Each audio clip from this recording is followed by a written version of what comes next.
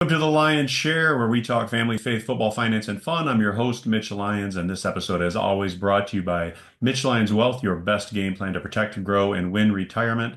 And this is our weekly episode of Dawg Spotlight, and easy for me to slur, but highlighting our Ferris State Women's Bulldog of the Week. And this week we have the pleasure of having senior Kadyn Blanchard with us. Kadyn, welcome to the show. Thank you for having me.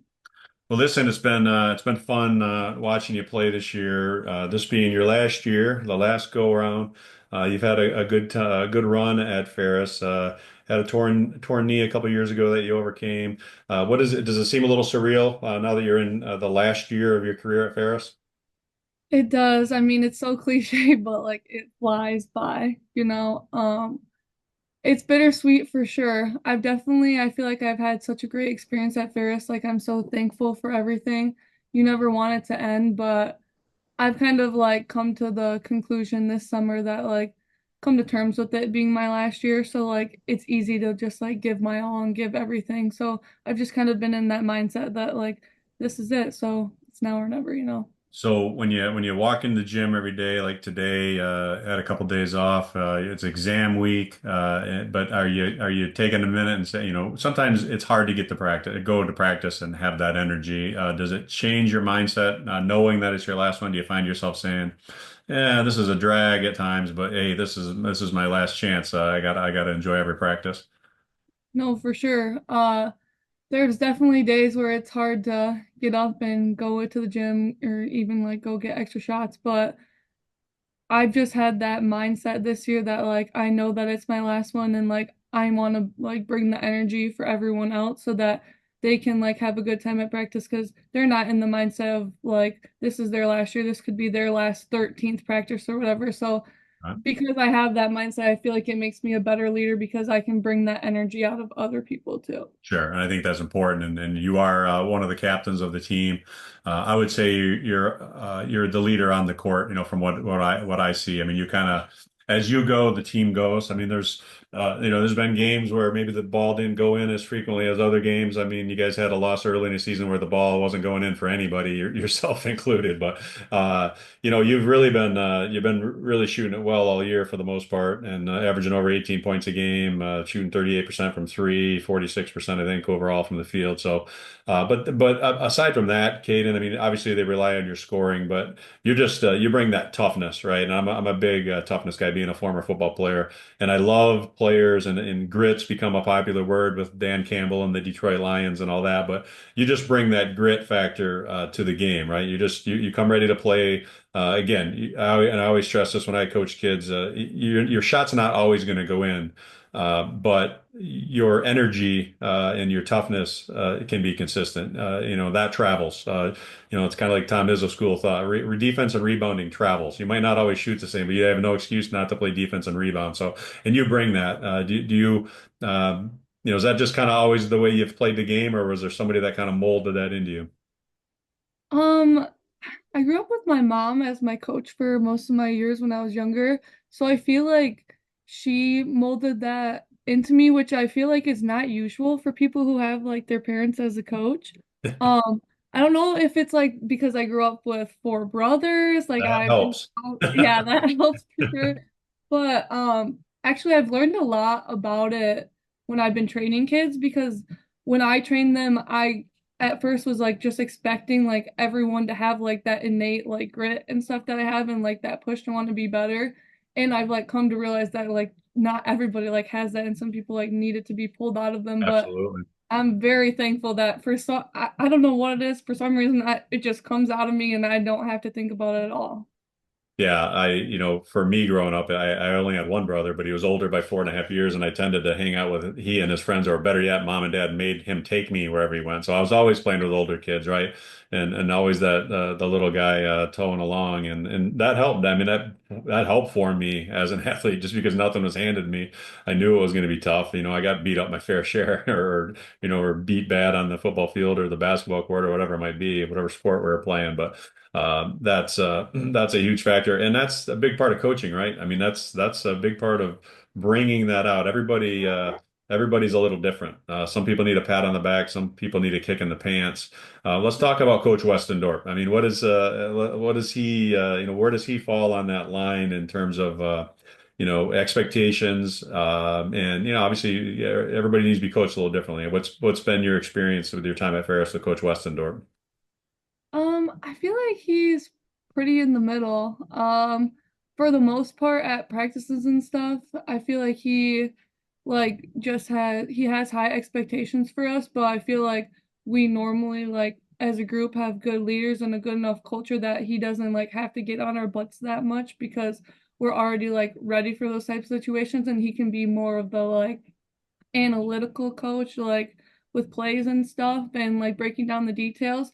But I will say there have definitely been times when we weren't playing to the level that we should have been, and he's gotten on our butt. So he has a There's been a couple times in games I've noticed the blood pressure increased a little bit on that timeout, but yeah. that's okay. Sometimes you need to do that. But I would say this, and I think having a player like yourself makes coaching a little easier because when your best player is also your hardest worker and your grittiest player, it's really hard for teammates to watch game film, for example, and maybe didn't run as hard back on defense as maybe you did, that kind of thing. So I think your best coaches sometimes are the the players that are the leaders and the leadership examples out there, and it's easier to coach a team when your best players are busting their butt.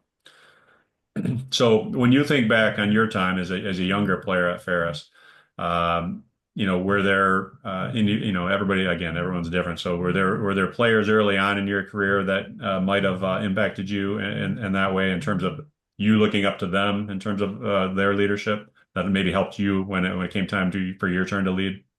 Oh, for sure. Mallory is the best leader that I've ever like been under before, besides Mallory McCartney, who was yeah. the senior guard last year, and now she's actually on the staff, and we can talk about that in a minute. But go ahead and continue. Yeah, we didn't have captains my first year here, but I mean, it was pretty known like who the three captains would have been that year. And she's just so good, such a good leader on the court, and she could just see things like not even just the game, but just like life in a whole new perspective that I feel like as a young player, I was just like oblivious to a lot of things, and she just had like that awareness that she could see like all that stuff or like tell how a person was feeling and be able to like go up and talk to them. But at the same time, she was good on the court, but then she's also like your best friend on the court, like asking you to go get coffee, like remembering what your favorite drink is or your favorite candy, and she's just such a good person and I want to be the type of leader that she is and we've had great leaders but she's the one who really sticks out and for her to come back this year just it was just like I knew it was going to be different this year without her and Chloe because they've been here all the years that I have been Right. but to have her come back I don't want to say like a relief but it was like I'm going to have like someone to have my back still. Yep. Right. Yeah, that's a little different. I mean, you don't see that a lot with a athlete graduates, and the next thing you know, they're on the coaching staff, sitting on the bench, taking on a little different role. But I think it's been a good dynamic, and with my daughter Grace, who's on the team, she obviously didn't play with Mallory, but Mallory's already had a good impact on her, and I think she brings a lot to the staff. So that's cool. Well, great. I mean, you guys had a great season last year. You got a taste of that Final Four. You're off to a good start this year. Some things, as all teams, there's things to work on, things you guys can improve on. But how do you feel with where the team is now, and how far can this team go, and what do you have to do to make that jump to the next step? Of course, I think that we are the best team in the country. I think that we're always growing and we all obviously, like you said, have things to work on. And um sometimes it takes like a loss for us to learn and like we never want to have a loss to have to learn that, right? But sometimes it's a better learning experience than something we would have gotten out of a win. So I think that our loss to Ashland really opened a lot of people's eyes. I hope Um, it did. Yeah, so that loss was it was very frustrating as a person who like I felt like personally like I was like well prepared for the game, but I definitely could have done a better job as a leader to get the team better, well prepared, because I feel like as a team, like we kind of fell apart in certain parts of the game, and we can definitely work on that. I think that we're really growing offensively and defensively as a team, though. I mean, you've seen we've been pressing these past couple games, so I think that's something new that we have in our bag. And we have to, I think it's huge, really, because you guys are deep and you are athletic, and if you can put that kind of pressure, and going for those listeners that may not be familiar with that, the Ashland game, they were coming off kind of an embarrassing loss to Grand Valley on a Thursday, and they came up to your gym and just kind of jumped all over you guys early, and it got ugly, and you guys were down 28, but. You guys turned that around. I think you were down 22 going into the fourth quarter, and I think at one point cut it to 6 or 7, and you did it by pressing. And one thing I think we can expect if we run into Ashland again, we'll probably employ those tactics a little sooner in that game because they didn't handle it well. But again, like you said, these last couple of games, coaches continued with that, and I like it. It's a more upbeat, up-tempo game, and you guys have the depth to be able to do that. yeah, and I think we have such good players in like one-on-one situations like transition. We work so well about moving the ball and getting it to each other. So I think that we're at our best when we play with speed, and then when we get a stop defensively, it just turns into that transition on offense. So I think that is going to work really well for us in the future. Well, great. Well, it's been a joy watching it so far. I'm looking forward to the rest of the season. And Caden, it's your last year. Enjoy every bit of it.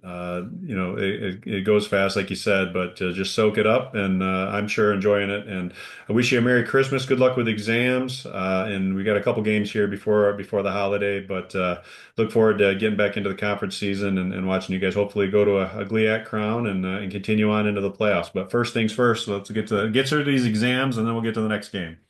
Exactly. No, thank you so much for all the kind things that you said and for having me on here. All right. We'll see you soon and take care. See ya. Again, if you liked this episode, please subscribe, follow us on YouTube, the Lions Share podcast, and share with your friends. We got a lot of great interviews, including this one with Caden, but a long list of guests. And again, every week we have the Dawg Spotlight where we'll highlight one of the Ferris State girls. Thanks again. See ya.